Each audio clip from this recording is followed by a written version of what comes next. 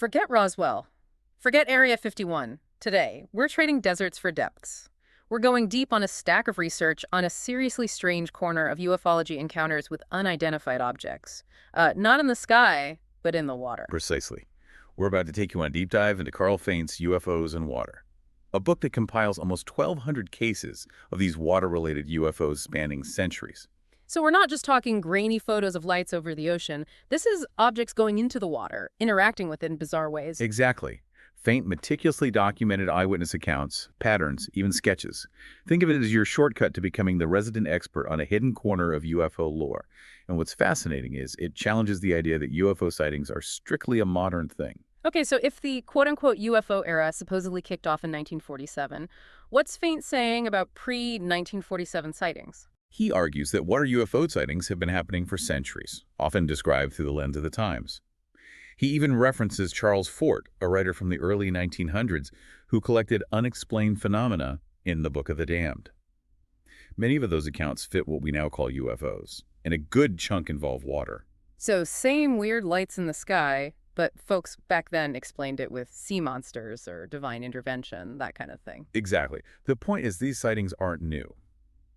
But to really understand them, we need to define what exactly we're dealing with. What is a water UFO, according to Faint? Good point. It can't be just anything splashing around out there. What sets these cases apart? Faint specifically defines water UFOs as objects observed entering, exiting, or hovering over water, distinct from USOs or unidentified submerged objects which stay entirely underwater. So think less Jaws and more. Well, give us some of the most compelling cases from the book, those that really scream water UFO. One that jumps out is from July 1955 near Niagara Falls.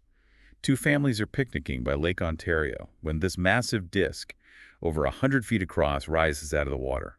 Imagine a metallic disc with a dome hovering over their cars.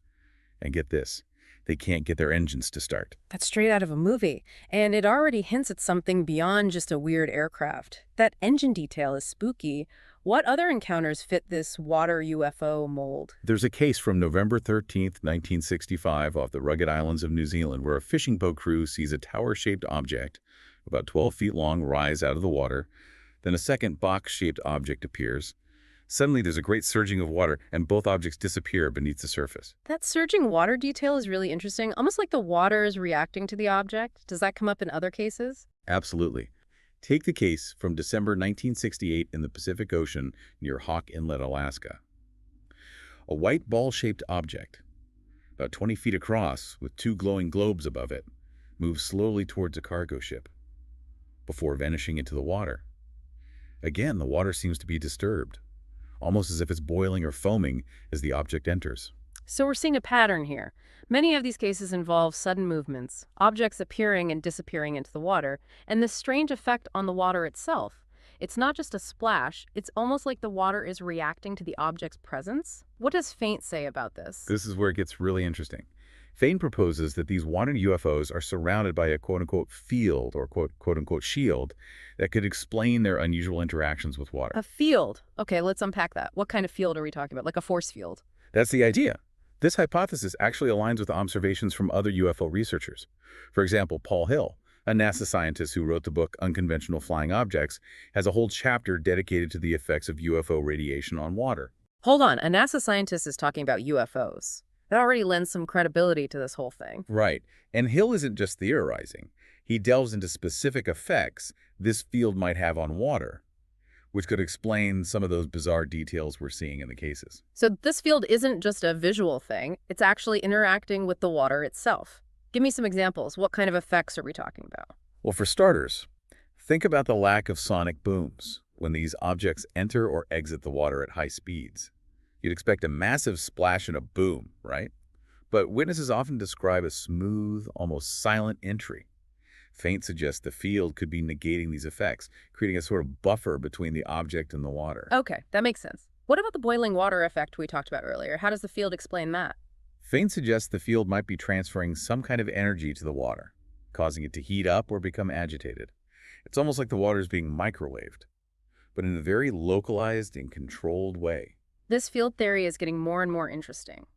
Are there any other effects that point to its existence? Definitely. There are reports of dead fish being found near UFO sightings, almost as if the field disrupts marine life.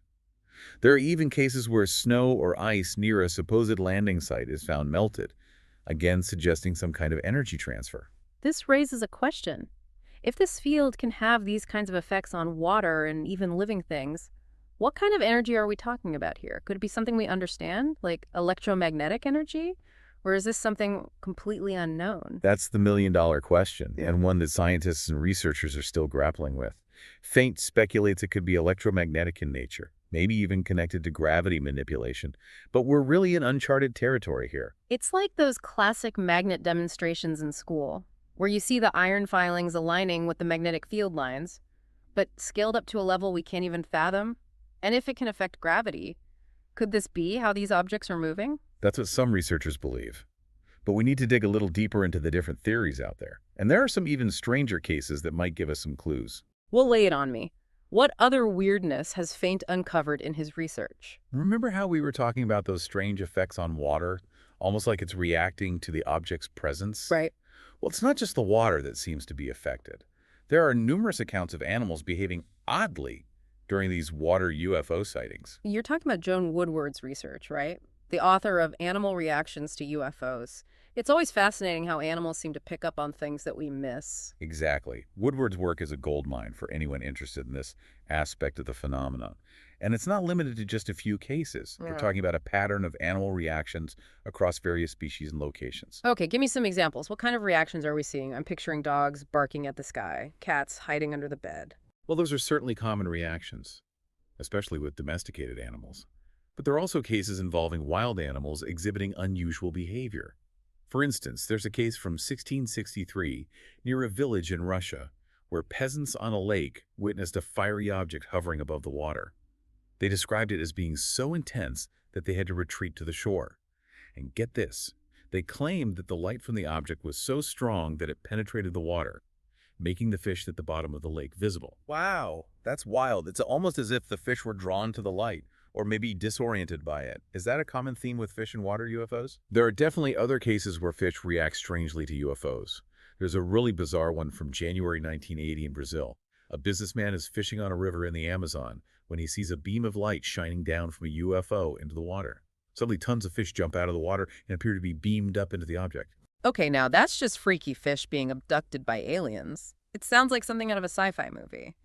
But it does make you wonder, if this field theory is accurate and it's affecting the water, could it also be affecting the fish in some way? Maybe disorienting them? Or even causing them to behave erratically? It's certainly a possibility. And it brings us back to the question of what kind of energy or force we're dealing with here. If it can have physical effects on water and biological effects on fish, what other impacts could it have? It's like we're peeling back layers of an onion. Every time we think we have a grasp on this, another layer is revealed. So fish seem to be pretty freaked out by these water UFOs. What about other animals? What are researchers seeing in those cases? Dogs, as you mentioned, often exhibit fear and anxiety during sightings near water. It's as if they're sensing something that humans aren't, maybe at a different frequency. There's a case from March 1965 in the Everglades, where a rancher's dogs went crazy, barking and whimpering, just before he saw a bright light descend from the sky. It's almost like they knew something was about to happen. That's interesting because it suggests the dogs are picking up on something before the object even becomes visible to humans. Is it possible that they're sensing this field that Faint talks about? That's definitely a theory worth exploring. And it's not just dogs. Horses have been known to become skittish. Birds fly off in unusual patterns. Even cattle have been reported stampeding during water UFO sightings. It seems like many animals are sensitive to something associated with these objects, whether it's a sound, an electromagnetic field, or something else entirely. This makes me think about those stories you hear about animals sensing earthquakes or other natural disasters before humans do. Could it be that they're just more attuned to subtle changes in their environment? Exactly. And Woodward's research really drives home the point that we shouldn't discount the animal reactions. They might be providing us with valuable clues about the nature of these objects and the forces at play. So we've got these bizarre cases, these weird effects on water and animals, and this field that seems to be at the heart of it all. But let's get back to how these things are actually moving. Remember that account from South Africa, where the witness claimed to have talked to a being from the UFO? You mean the case from 1951 in Pearl, South Africa, where the witness was told the propulsion system used a heavy fluid circulating at near light speed to nullify gravity? Yes, that one is truly intriguing. Okay, help me out here. Heavy fluid, what does that even mean? Is it some kind of liquid fuel? That's the million-dollar question. The account is so specific, yet so cryptic. Some researchers believe it could be a form of exotic matter, something we haven't even discovered yet. Others think it might be more of an energy field, like a supercharged plasma. Okay, now my head is really spinning exotic matter plasma fields. It's like we're stepping into the realm of science fiction here, but isn't that what's so captivating about this whole topic? It forces us to stretch our imagination and consider possibilities that might seem impossible at first glance. Absolutely. Yeah. And while the heavy fluid theory is definitely out there, it's not completely unfounded. There are other cases where witnesses describe beams of light or tubes emanating from these water UFOs, which some researchers believe could be related to the manipulation of gravity or the transfer of energy. Wait, like those tractor beams you see in movies, beaming things up or down. It's a common motif. Ah. And while we can't say for sure that's what's happening, there are cases that seem to fit that description. One intriguing example is from August 1981 in Mosinee, Wisconsin. The witness describes a beam of light shining on the water that stayed the same size and shape, even as the UFO rose higher into the sky. That's fascinating. It's almost like the beam is anchored to the water, like a tether. And this could tie back to the heavy fluid idea, right? Maybe this fluid is somehow manipulated to create a beam of energy or gravitational field that can interact with the water. It's all speculation at this point, but that's what makes this field of study so exciting. We're dealing with phenomena that challenge our understanding of physics and push the boundaries of what we think is possible. It's like we're piecing together a giant puzzle, but we're missing most of the pieces. And the ones we do have don't quite fit together yet. But even with the limited information we have, it's clear that something unusual is happening. These water UFOs aren't just strange lights in the sky, they're interacting with our planet in ways we don't fully understand. And that interaction goes beyond just the physical environment.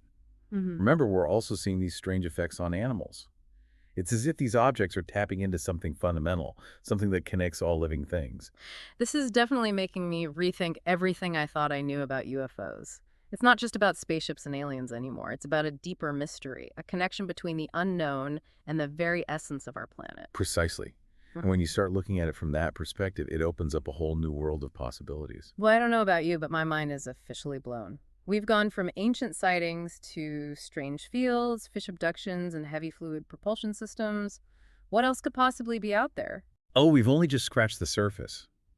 There's a whole other layer to this that we haven't even touched on yet. Something that takes us beyond just the physical and into the realm of the truly bizarre and unexplained. Okay, you've officially piqued my curiosity. I'm ready for the next level of weirdness. Yeah. What else has Faint uncovered in his research? Yeah. Okay.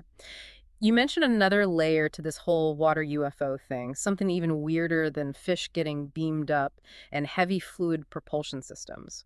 What's the next level of strangeness we're diving into? Hold on tight, because now we're venturing into territory that really stretches the boundaries of what we consider possible. We're talking about cases that hint at the manipulation of time and space. Okay, now you're really talking my language. Time travel, interdimensional beings. Those are the kinds of mysteries that really capture the imagination. But is there actual evidence for this kind of stuff in Faint's research? Or are we talking pure speculation? Faint presents a number of cases where the accounts defy conventional explanations. Witnesses describe objects appearing and disappearing instantly, or moving at speeds that seem to break the laws of physics. It's like they're blinking in and out of existence, or teleporting from one location to another. I've heard similar stories about UFO sightings in general, people reporting objects making impossible turns or accelerating at unbelievable speeds. But how does this tie into water UFOs specifically? Are we saying these things are using the water as some kind of portal or something? There's one particularly strange case from 1994 that might give us a clue. It involves the USS Constellation, an aircraft carrier. An anonymous witness working in the ship's Combat Direction Center reported tracking an unidentified contact moving at incredible speed towards the ship. Hold on, so we're talking about military radar tracking this thing. It's Okay. not just some random dude seeing lights in the sky. Exactly. Initially, they thought it was a missile, but then it vanished from radar as quickly as it had appeared. And get this, other personnel on the ship reported compasses malfunctioning, and a lookout on the signal bridge had to be sedated after claiming to have seen God. Whoa, hold up. That escalated quickly. We went from radar blips to divine visions in a matter of seconds. What's the official explanation for all this? The official line was simply that some events on naval ships are classified and can't be discussed. but many of the crew remain convinced they encountered something truly extraordinary. That's a whole lot of weirdness packed into one incident. It's almost like something ripped a hole in reality for a moment and then stitched it back up, leaving everyone confused and disoriented, and the military just shrugs and says nothing to see here. It definitely raises more questions than it answers, and it makes you wonder how many other similar incidents have been swept under the rug. But this case, along with others like it, has led some researchers to propose that these water UFOs might be interdimensional beings, or even time travelers. Okay, I can see how those theories might fit the bill. If you can manipulate time and space, appearing and disappearing would be child's play. But it's such a massive concept to wrap your head around. It challenges our entire understanding of how reality works. Exactly. And it takes us beyond the realm of simple nuts and bolts explanations for UFOs. We're not just talking about advanced technology anymore. We're talking about a whole different order of existence, Yeah. a reality beyond our current comprehension. It's like we're trying to understand the internet using a rotary phone. The tools just aren't there. But if we entertain the idea that these things are interdimensional or time traveling, what does that say about their purpose? Why are they here? What are they doing? That's the ultimate question, isn't it? Yeah. And unfortunately, we don't have any definitive answers. Some researchers speculate that they might be studying our planet and its oceans, perhaps monitoring our development or conducting experiments. Others suggest they might be drawn to water for some specific reason, maybe because it plays a key role in their own technology or biology. It's fascinating to think that we might be sharing our planet with beings that has a completely different understanding of water and its properties. Maybe they see something in water that we're blind to, some potential that we haven't even begun to explore. And that brings us back to the core themes of this deep dive. Yeah. What have we learned from exploring these water-related UFO cases? I think the biggest takeaway is that there's still so much we don't know about our own planet, let alone the universe beyond it. It's humbling, isn't it? We like to think we've got it all figured out, but these cases throw a wrench in the whole works. They challenge our assumptions about technology, physics, and even the nature of reality itself. And the fact that so many of these cases involve water, the very element that sustains life as we know it, makes it even more intriguing. It suggests a connection between the unknown and the very essence of our existence. It's like that Carl Sagan quote, "Somewhere, something incredible is waiting to be known." And it seems like a lot of those incredible unknowns might be lurking beneath the surface of our oceans. Well said. I think Carl Feindt summed it up perfectly in his book when he wrote, "If the universe is teeming with life, as many astronomers now believe, then it's only logical to assume that some of that life may have developed technologies far beyond our own." And if that's the case, then the water UFO phenomenon might just be a glimpse into a reality that's far more complex and wondrous than we ever imagined. This deep dive has definitely opened my eyes to a whole new world of possibilities. We've gone from ancient sightings and unexplained phenomena to cutting-edge science and mind-bending theories. It's been quite a journey. And the Yeah. best part is, it's just the beginning. There's so much more to explore, so much more questions to ask. This deep dive has definitely left me with more questions than answers, but that's the beauty of it, isn't it? The more we learn, the more we realize how much there is still to discover, and who knows what mysteries might be lurking beneath the surface, just waiting to be uncovered. So to all our listeners out there, keep exploring, keep questioning, and keep an open mind. The truth might be stranger than we can even imagine. Until next time, keep diving deep.